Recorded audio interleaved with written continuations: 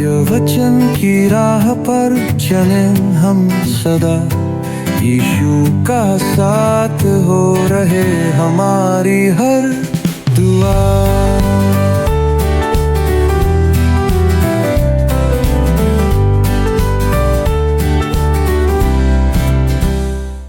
प्रिय दर्शकों, मैं पुनः क्रमबद्ध बाइबल अध्ययन कार्यक्रम सत्य वचन में आपका हार्दिक स्वागत करती हूँ। आज हम जकरिया अध्याय 4 की एक और महत्वपूर्ण और सामर्थ्य दर्शन में प्रवेश कर रहे हैं। अध्याय 4 का ये खंड एक दर्शन से प्रारंभ होता है, जहाँ भविष्यवक्ता जकरिया एक स्वर्गदूत द्वारा जगाया जाता है और उसे एक सोने की दीवट और 2 जैतून के वृक्ष दिखाए जाते हैं। यह चित्र केवल प्रतीक नहीं है, वे गहरे आत्मिक संदेश लिए हुए हैं। मित्रों, ये दर्शन परमेश्वर की आत्मा, उसकी ज्योति और अभिषेक को दर्शाता है, जो जरूब्बाबिल के नेतृत्व और उस युग की पुनर्स्थापना के लिए अनिवार्य थे।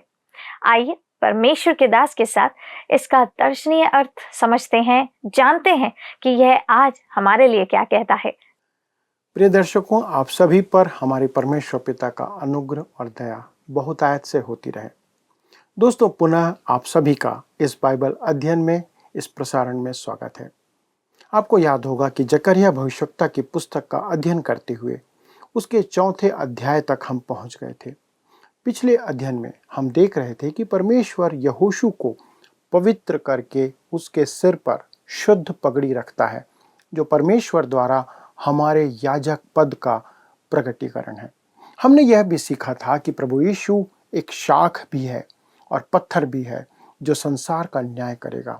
मित्रों, अब हम जकरिया के 7वें दर्शन पर आ पहुंचे हैं और हमने पिछले प्रसारणों में देखा था जो दर्शन उसे पहले दिखाई दिए थे। तो एक बार मैं फिर से उन दर्शनों को दोहराना चाहता हूं। उनमें पहला था मेहंदियों के बीच में एक घुड़सवार, दूसरा था 4 सींग का दर्शन, तीसरा था 4 लोहार या बढ़ई का दर्शन, चौथा था नापने की डोरी के साथ एक पुरुष का दर्शन, 5वां था यहोशू और शैतान का दर्शन और 6वां था शाख का और 7 आंखों वाले पत्थर का दर्शन। मित्रों, पहले 4 दर्शन हमें इस्राएल के बेबीलोन की बंधुआई से बाहरी छुटकारे को प्रकट करता है। और मित्रों, ये दर्शन अंत समय की ओर भी निहारते हैं, जब इस्राएल फिर से संसार भर में बिखर जाएगा, जैसा कि वे आज बिखरे हुए हैं। फिर जब प्रभु यीशु मसीह उन्हें वापस लाएगा तो वे अपनी भूमि पर लौट आएंगे। पर मित्रों, उसका 5वां और 6वां दर्शन हमें आंतरिक छुटकारा या उद्धार को प्रकट करता है। यहोशू महायाजक, जो मैले वस्त्र धारण किए हुए था, उसे परमेश्वर ने शुद्ध और स्वच्छ वस्त्र से बदल दिया, जो यह प्रकट करता है कि परमेश्वर ने उन्हें किस उद्देश्य के निमित्त वापस अपने देश में लाया था। पर उनके पापों के कारण परमेश्वर उन्हें उपयोग ना कर सका। उन्हें पवित्र और शुद्ध होने की आवश्यकता थी। पर समस्या यह थी कि वे स्वयं से शुद्ध नहीं हो सकते थे, ना ही उनके धर्म के काम उन्हें शुद्ध कर सकते थे। शुद्ध किए जाने का काम बाहर से किसी के द्वारा किया जाना चाहिए था। यही बात यशायाह पहले अध्याय के 18 पद में लिखी हुई है। कहता है, यहोवा कहता है, आओ हम आपस में वाद विवाद करें। तुम्हारे पाप चाहे लाल रंग के हों तो भी वे हिम के समान उजले हो जाएंगे, और चाहे अर्गवानी रंग के हों तो भी वे ऊन के समान श्वेत हो जाएंगे। परमेश्वर स्वयं ही उद्धार का कार्य संपादित करता है, जैसा पहला पत्रस पहले अध्याय के 19 में लिखा है। पर निर्दोष और निष्कलंक मेमने अर्थात मसीह के बहुमूल्य लहू के द्वारा हुआ। हमारे पापों के धोए जाने का अर्थ ही है हमारा उद्धार, जो प्रभु यीशु मसीह के लहू के द्वारा से पूर्ण होता है। पर तीतुस 3 अध्याय के 5वें पद में तीतुस कहता है, तो उसने हमारा उद्धार किया, और यह धर्म के कामों के कारण नहीं जो हमने आप किए, पर अपनी दया के अनुसार नए जन्म के स्नान और पवित्र आत्मा के हमें नए बनाने के द्वारा हुआ। मित्रों, आप सोच सकते हैं कि अब जबकि यहोशू महायाजक पापों से शुद्ध हो गया है, वह अब सेवा कार्य के लिए तैयार है।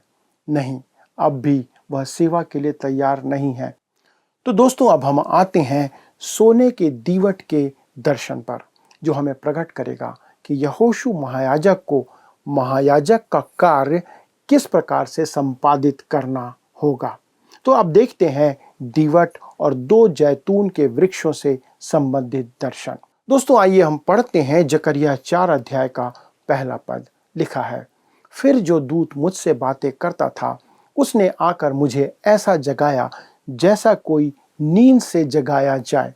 मित्रों, मैं आपको पुनः याद दिलाना चाहता हूं कि जकरिया जागते हुए इन दर्शनों को देख रहा है। तो दोस्तों 6 दर्शन देखने के बाद जकरिया को नींद आने लगी। वह ऊँघने लगा, सोने लगा। इस कारण वह दूत उसे जगाता है, क्योंकि वह इस दर्शन को उसे नींद में देना नहीं चाहता है। तो आइए अब हम पढ़ते हैं पद 2 को। लिखा है, उसने मुझसे पूछा, तुझे क्या दिखाई पड़ता है? मैंने कहा, एक दीवट है जो संपूर्ण सोने की है और उसका कटोरा उसकी चोटी पर है और उस पर उसके 7 दीपक हैं, जिनके ऊपर बत्ती के लिए 7 नालियां हैं। दोस्तों मूल लेख में इसे दीपदान कहा गया है, जिसमें 7 नालियां होती हैं तथा उसे परमेश्वर के तंबू में परम पवित्र स्थान में रखा जाता था। आज के समय में यह इस्राएल देश का प्रतीक चिन्ह है, जिसे मिनोरा कहते हैं। धर्मशास्त्र बाइबल में इस्राएल देश के प्रतीक के रूप में अन्य चिन्ह भी उपयोग किए गए हैं, जैसे जलती हुई झाड़ी, एक शाखा और जैतून का पेड़। परंतु इस स्थान में एक दीवट या दीपदान, जैसा मैंने कहा, इब्रानी भाषा में मिनोरा कहा जाता है। आरंभ में तंबू में और बाद में फिर मंदिर के अंदर ये 7 नालियों वाला दीपदान एक अति सुंदर सामान था जो उस भवन में रखा जाता था।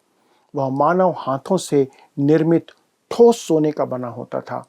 निर्गमन 31 के अनुसार वास्तव में बसलेल, जिसे परमेश्वर ने आत्मा से भरकर निपुण कारीगर बनाया था, उसने ही इसका निर्माण किया था, इसका खाका तैयार किया था। बीच में एक मुख्य शाखा होती है और उसके दोनों तरफ 3-3 शाखाएं होती हैं तथा 7 नालियों के ऊपर बादाम के फूल फूले हुए होते हैं। महायाजक इस दीपदान की देखभाल का जिम्मेदार होता था।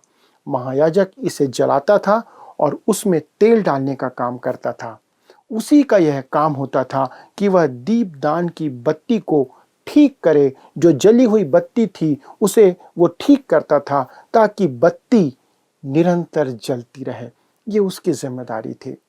मित्रों, प्रकाशित वाक्य की पुस्तक में हम हमारे महायाजक प्रभु यीशु मसीह का चित्रण देखते हैं, जो इन 7 दीवटों के मध्य चलते फिरते दिखाई देता है, जो आसिया या एशिया की 7 कलीसियाएं थीं और वह उनका प्रतिनिधित्व करती हैं। वह उन्हें चेतावनी देता है कि यदि वे अपने पापों से ना फिरें तो वह उनके दीवट को उसके स्थान से हटा देगा। मित्रों, आज वर्तमान समय में आधुनिक तुर्की में उनमें से एक भी कलीसिया अस्तित्व में पाई नहीं जाती है। आज वे सभी खंडहर हो चुकी हैं।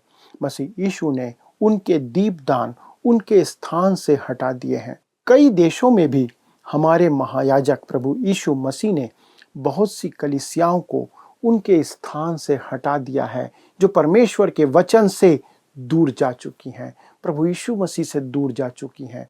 हमारे प्रभु यीशु के पास उन्हें बुझाने की सामर्थ है और वह ही उन्हें बुझा सकता है। परंतु यहाँ जकरिया के दर्शन में यह इस्राएल देश का चित्रण है, जो एक मिनोरा के द्वारा से या दीपदान से प्रकट किया गया है। वही राष्ट्र जो भविष्य में संसार के लिए परमेश्वर का गवाह होगा। तब इस पद में लिखा है दोस्तों, उसका कटोरा उसकी चोटी पर है। यहाँ पर यह एक नई बात है जो हमें मूसा को दिए गए निर्देश में देखने को नहीं मिलती है। यहाँ पर एक कटोरा देखने को मिलता है जो 7 दीपकों के ऊपर जलाशय या तेल की टंकी के रूप में कार्य करता था, या एक रिजर्वायर के समान, जिससे कि तेल गुरुत्वाकर्षण के बल के द्वारा ऊंचे कटोरे से दीपदानों में नीचे प्रवाहित होता था। इस दर्शन में तेल सबसे महत्वपूर्ण कारक है। दीवट प्रभु यीशु मसीह का प्रतीक है और तेल से भरा कटोरा पवित्र आत्मा का प्रतीक है। दीवट के तेल से भरे चित्रण के अतिरिक्त हमारे पास पवित्र आत्मा का इससे उत्तम चित्रण देखने को नहीं मिलता मित्रों।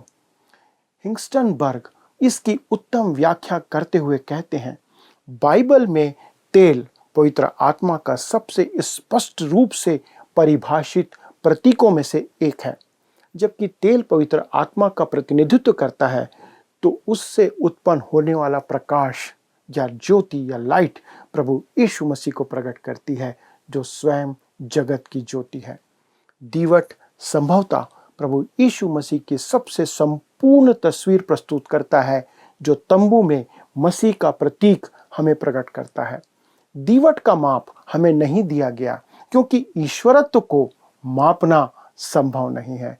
ध्यान से सुनिएगा, जो दीवट थी या मेनोरा था, उसका जो माप है उसका कोई डायमेंशन नहीं दिया गया है, क्योंकि ईश्वरत्व को, परमेश्वर की सीमा को नापना संभव नहीं है। इसे बहुत ही अद्भुत तरीके से बनाया गया था, जिसके ऊपर की तरफ बादाम के फूल खिले हुए रहते थे, जिसमें छोटे छोटे दीप रखे जाते थे। उनमें तेल भरा जाता था और उनकी बत्तियां कभी कभी काटी जाती थी ताकि दीपक जलता रहे। जब हमारे प्रभु यीशु मसीह इस पृथ्वी को छोड़कर जा रहे थे, तब उन्होंने अपने शिष्यों से प्रतिज्ञा की थी कि वे एक सहायक अर्थात पवित्र आत्मा को भेजेंगे, जैसा यूहन्ना 16 अध्याय 13 से 14 पद में लिखा हुआ है। परंतु जब वह अर्थात सत्य का आत्मा आएगा, तो तुम्हें सब सत्य का मार्ग बताएगा, क्योंकि वह अपनी ओर से ना कहेगा, परंतु जो कुछ सुनेगा वही कहेगा और आने वाली बातें तुम्हें बताएगा। वह मेरी महिमा करेगा, क्योंकि वह मेरी बातों में से लेकर तुम्हें बताएगा। यह परिवर्तन जो मूसा के दीपदान में नहीं था, पर मसीह की इस प्रतिज्ञा में पाया जाता है। इस बात को ध्यान में रखते हुए जब हम दीवट को देखते हैं, तो इस बात को पाते हैं कि जो दीपदान है वह दीपकों के जलने में सहायक होता था, और उनसे निकलने वाला प्रकाश दीवट की खूबसूरती और महिमा को प्रकट करता है। ठीक इसी प्रकार पवित्र आत्मा अपने बारे में नहीं कहता, वरन प्रभु यीशु मसीह की महिमा और सुंदरता का वर्णन करता है। एक अद्भुत चित्र है दोस्तों, जो हमें प्रभु यीशु मसीह, पवित्र आत्मा, उसकी सेवा के बारे में बताता है। आइए अब हम आगे बढ़ते हुए पद 3 को पढ़ते हैं, जहां लिखा है, जकरिया 4:3, दीवट के पास जैतून के 2 वृक्ष हैं, एक उस कटोरे के दाहिनी ओर और दूसरा उसकी बाईं ओर। जकरिया के दिनों में 2 जैतून के वृक्ष थे, एक जरुब्बाबेल जो राजसीय वंश का और दाऊद राजा के वंश से था, और दूसरा वृक्ष यहोशू जो महायाजक था। यही वे 2 साधन होंगे जिनका उपयोग परमेश्वर इस्राएल राष्ट्र में पुनः प्रकाश लाने और उन्हें संसार के लिए प्रकाश बनाने के लिए करेगा। जैतून का तेल, जैसा कि मैंने पहले ही आपको बताया था, इब्रानी में सुनहरा तेल कहा जाता है, जो पवित्र आत्मा का प्रतीक है, एक गोल्डन ऑयल है। यह भविष्यवाणी भविष्य में महाक्लेश के दिनों से भी संबंधित है। यह बात प्रकाशित वाक्य 11 अध्याय 3 से 4 पद में भी स्पष्ट रीति से प्रकट की गई है, जहां लिखा है, मैं अपने 2 गवाहों को यह अधिकार दूंगा कि टाट ओढ़े हुए 1260 दिन तक भविष्यवाणी करें। ये वे ही जैतून के 2 पेड़ और दीवट हैं, जो पृथ्वी के प्रभु के सामने खड़े रहते हैं। महाक्लेश के समय पृथ्वी पर उस समय कोई गवाह नहीं होगा, क्योंकि उस समय शैतान की शक्ति से शैतान मसीही विरोधी 2 को छोड़कर पृथ्वी के ऊपरी भाग पर हर एक गवाह के मुंह को बंद कर दिया होगा, क्योंकि उस समय परमेश्वर कुछ समय के लिए अपनी सामर्थ को रोक देगा। उस समय परमेश्वर की सामर्थ को परमेश्वर स्वयं सीमित कर देगा। परमेश्वर का वचन कहता है कि हमेशा 2 गवाहों के मुंह से कोई भी बात स्थापित की जाती है। साथ ही परमेश्वर कहता है कि वे कभी भी बिना गवाह के नहीं रहेंगे। उस अवधि के दौरान ये 2 व्यक्ति होंगे जो उनके लिए गवाही देंगे। वे कौन होंगे, इस बात पर बहुत अटकलें लगाई जाती है। मेरे अनुमान से एलिया उसमें से एक होगा, या हो सकता है, लेकिन दूसरा हनोक या मूसा है, या फिर यूहन्ना बपतिस्मा देने वाला, या कोई और हो सकता है। दोस्तों, हमें नहीं पता, मुझे नहीं पता, लेकिन यहाँ उनकी पहचान महत्वपूर्ण बात नहीं है। परमेश्वर के पास 2 गवाह होंगे और वे उस दिन पवित्र आत्मा की शक्ति में उससे बोलेंगे।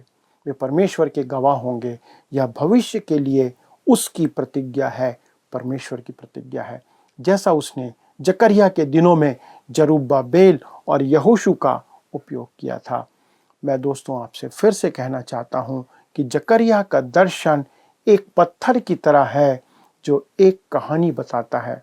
जब हम उन्हें एक साथ रखते हैं तो वे एक बहुत ही सुंदर और पूर्ण चित्र प्रकट करते हैं।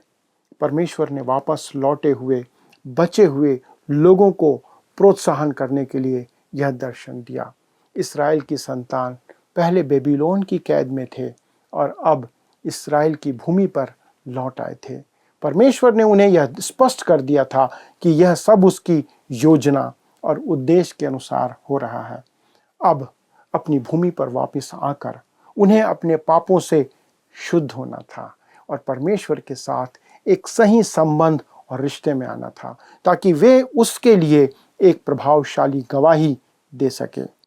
हालांकि दोस्तों, जकरिया के इन दर्शनों की स्थानीय पूर्ति अतीत के लिए थी, लेकिन वे भविष्य की ओर भी निहारती हैं। इसकी संपूर्ण पूर्ति सहस्त्राब्दी अवधि के दौरान होगी, जब परमेश्वर यहूदी लोगों को इस्राएल की भूमि पर वापस लेकर आएगा और परमेश्वर उन्हें इस भविष्य के दिन में शुद्ध करेगा। जकरिया के अध्याय 13 में हम आगे जाकर देखेंगे कि दाऊद की संतानों और यरूशलेम के निवासियों के शुद्धिकरण के लिए एक सोता खोला जाएगा। शुद्ध किए जाने के बाद वे संसार के लोगों के लिए स्वयं एक प्रकाश बन जाएंगे, जो उनके लिए परमेश्वर की वास्तविक योजना थी। व्यवस्था विवरण 32 अध्याय के 8 पद में हम एक अद्भुत बात देखते हैं, जहां पर लिखा है, जब परम प्रधान ने एक एक जाति को निज निज भाग बांट दिया और आदमियों को अलग अलग बसाया, तब उसने देश देश के लोगों की सीमाएं इस्राएलियों की गिनती के अनुसार ठहराई। मित्रों, क्यों परमेश्वर ने देश देश के लोगों की सीमाएं इस्राएल की संतानों की गिनती के अनुसार ठहराई? कारण यह है कि परमेश्वर चाहता था कि वे संसार के लिए गवाह ठहरें। आज इस्राएल की भूमि बहुत ही संवेदनशील स्थल बनी हुई है। परमेश्वर ने उसे चुनकर वैसा बना रखा है। परमेश्वर ने उसे इसलिए चुना क्योंकि वह 3 प्रमुख महाद्वीपों के लिए केंद्र है। अफ्रीका, एशिया और यूरोप, इनके लिए वो स्थान केंद्र है। इस्राएल उन 3 महाद्वीपों के संगम पर है। पृथ्वी पर कोई भी स्थान ऐसा नहीं है जो इस छोटे से स्थान से अधिक संवेदनशील हो या जिसने अधिक अंतर्राष्ट्रीय समस्याएं पैदा की हो। मेरा अनुमान है मित्रों कि परमेश्वर की योजना है कि यह ऐसा ही हो, और जब तक इस्राएल परमेश्वर के वचन की घोषणा का केंद्र नहीं बन जाता, तब तक यह समस्या बने रहेगी। यहेजकेल 5:5 में लिखा है, प्रभु यहोवा यूं कहता है, यरूशलेम ऐसी ही है, मैंने उसको अन्य जातियों के बीच में ठहराया और वह चारों ओर देशों से घिरी है। ऐसा क्यों?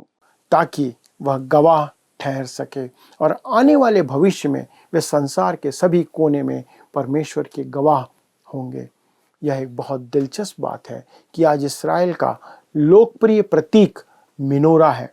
जब आप इस्राएल जाएंगे तो पाएंगे कि वहाँ अंजीर के पेड़, बेल और जैतून के पेड़ के प्रतीक दिखाई नहीं देते हैं, लेकिन कई जगहों पर आपको मिनोरा का प्रतीक देखने को मिलेगा। उनकी 25वीं वर्षगांठ के दौरान वहाँ हर जगह पर मिनोरा का प्रतीक या चिन्ह लगाया गया था। किसी दिन इस्राएल के लोग वह गवाह बनेंगे जो परमेश्वर उन्हें बनाना चाहता है, ताकि वे संसार के लिए ज्योति बन जाए। भूतकाल में इस्राएल असफल रहा है और वर्तमान में कलीसिया में बहुत से लोग भी असफल बने हुए हैं।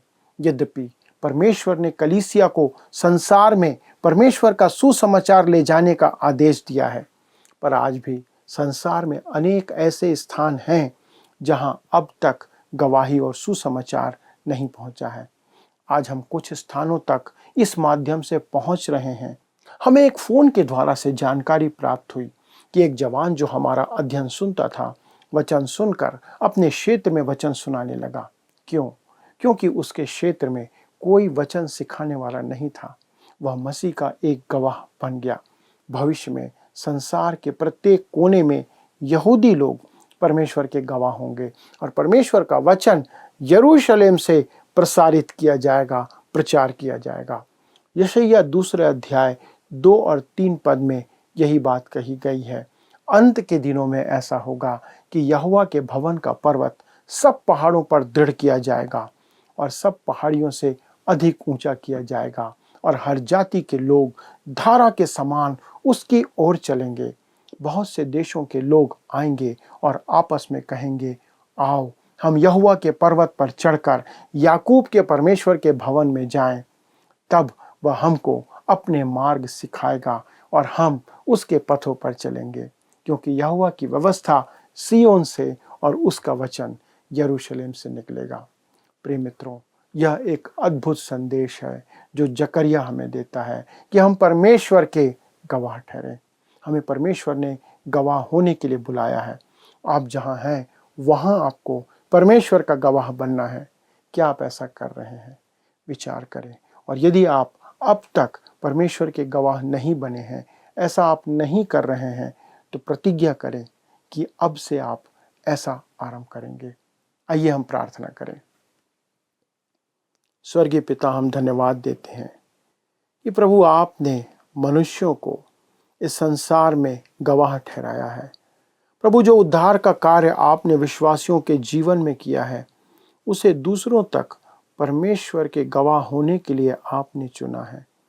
हमारे स्वर्गीय पिता, हमारी विनती है प्रभु, दया करें, करुणा करें कि प्रभु हमारे ये लोग, हम सभी प्रभु संसार में आपके गवाह ठहरें, क्योंकि प्रभु आपकी ज्योति आपके गवाहों के द्वारा से संसार में फैलती है। प्रभु अनुग्रह करें कि आज पवित्र आत्मा के तेल से हम में से हर एक को भर दें, क्योंकि बिना उस तेल के ये ज्योति प्रकाशित नहीं हो सकती। हमारे सारे दर्शकों के लिए विनती है प्रभु कि वो आपके पवित्र आत्मा के तेल से भरे जाएं। प्रभु, उनका जीवन पवित्र आत्मा के नियंत्रण में आ जाए। प्रभु, आप उन्हें ज्योतिर्मान करें ताकि उनके जीवन की ज्योति आपकी महिमा के लिए लोगों तक पहुंचती जाए। इस प्रार्थना को सुनने के लिए धन्यवाद देते हैं प्रभु। विनती प्रभु यीशु क्रिस्त के नाम से मांगते हैं, आमीन। प्रिय मित्रों, आज का अध्ययन आपको कैसा लगा? क्या आप हमें बताना चाहेंगे? जी हाँ, यदि हाँ तो आप कृपया फ़ोन उठाएं और अभी हमसे संपर्क करें। फ़ोन, SMS या पत्र, जो कुछ भी आपके पास संसाधन हो। अगले प्रसारण तक परमेश्वर का अनुग्रह आप पर बना रहे और आप उसकी गवाह की ज्योति बनते चले जाएं। प्रभु आपको आशीष दे। प्रिय दर्शकों, आज के अध्ययन में हमने देखा कि यह दर्शन हमें याद दिलाता है कि परमेश्वर अपने लोगों को केवल साधनों से नहीं, बल्कि अपनी आत्मा के सामर्थ्य से मार्गदर्शन देता है। सोने की दीवट दान उसकी निरंतर उपस्थिति और ज्योति का प्रतीक है, जबकि जैतून के वृक्ष उस अभिषेक की ओर संकेत करते हैं जो परमेश्वर अपने सेवकों पर उंडेलता है। ये दर्शन हमें प्रेरणा देता है कि चाहे कार्य कितना भी बड़ा या असंभव क्यों ना लगे, परमेश्वर का आत्मा हमारे लिए मार्ग बनाता है। मित्रों, आज भी वह हमें उसी आत्मा से भरने की तैयारी करवाता है जो मार्गदर्शन, शक्ति और स्थिरता देता है। तो आइए हम उस ज्योति में चलें और परमेश्वर की बुलाहट के लिए अपने आप को तैयार करें। यदि आप इस अध्ययन को दोबारा देखना चाहते हैं तो आप हमारे YouTube चैनल वर्ड रिसाउंड्स हिंदी में देख सकते हैं। अधिक जानकारी और प्रार्थना के लिए आप स्क्रीन पर आ रहे नंबर 9651433397 पर संपर्क कर सकते हैं। हमारे परामर्शदाता आपकी सहायता करेंगे। धन्यवाद।